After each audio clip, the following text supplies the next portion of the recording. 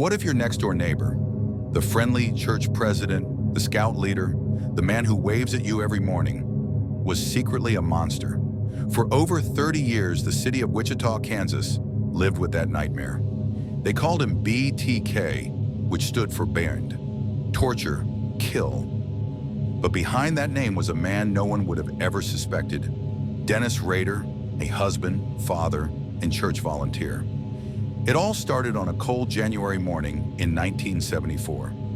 A young family, the Oteros, was found murdered inside their home. The father, the mother, and two of their children were all gone.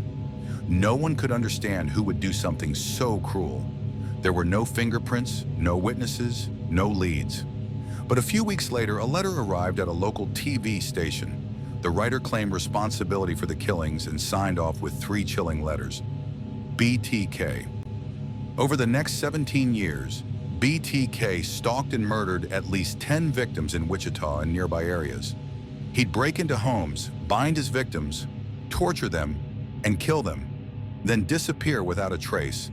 He loved the attention. He sent letters and poems to the media, bragging about his crimes. Then around 1991, he went silent. For more than a decade, BTK seemed to vanish. People thought maybe he died, been arrested, or simply stopped killing. Meanwhile, Dennis Rader lived what looked like a perfect suburban life. He worked as a compliance officer, attended church every Sunday, and even enforced neighborhood codes. No one suspected that this ordinary man was hiding one of the darkest secrets in America's history. Then in 2004, 13 years after his last known murder, Wichita police received a strange letter.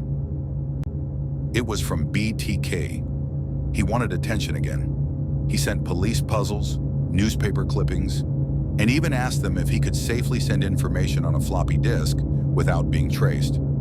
Police said yes, and he fell for it. When investigators examined the disk, hidden inside the file's metadata was a clue. It pointed back to a church computer, and the name Dennis Rader appeared. When police checked his daughter's medical DNA sample, it matched the crime scene evidence.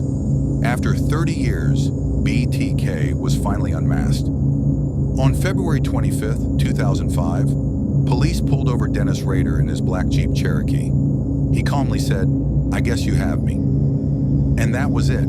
During interrogation, Rader shockingly confessed to all 10 murders in disturbing detail.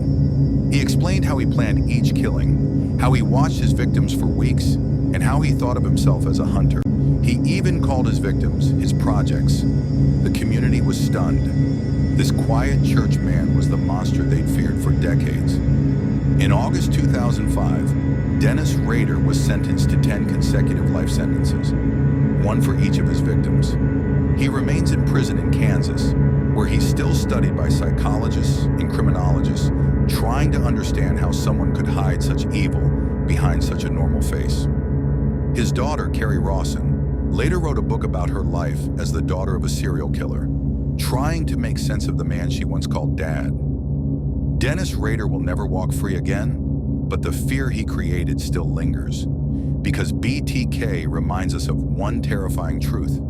Sometimes the most dangerous monsters look just like everyone else.